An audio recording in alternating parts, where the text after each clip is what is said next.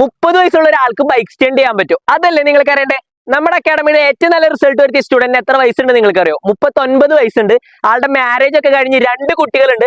വെറും 4 ദിവസം എടുത്തോളം പ്രോപ്പർ ആയിട്ട് വീല് ചെയ്യാൻ. കറന്റ് നമ്മുടെ പുതിയ ബാച്ചിൽ 36 വയസ്സുള്ള സ്റ്റുഡന്റ് ഉണ്ട്. അതുമാത്രമല്ല അക്കാഡമിയിൽ ജോയിൻ ചെയ്യുന്ന 80% ആൾക്കാർ മാരേജ് കഴിഞ്ഞവരാണ്.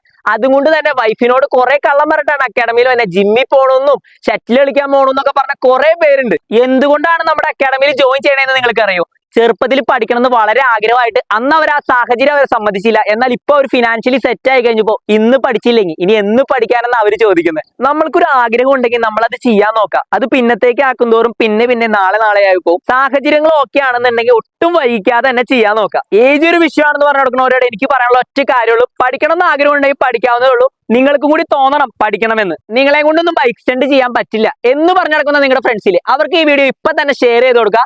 ഇതുപോലെ പ്രൊഫഷണലായിട്ട് ബൈക്ക് സ്റ്റണ്ട് പഠിക്കണം എന്ന് ആഗ്രഹമുള്ളവർ ഇപ്പൊ തന്നെ ഫ്ലൈവീൽ സ്റ്റണ്ട് അക്കാഡമിയിലേക്ക് ജോയിൻ ചെയ്യുക.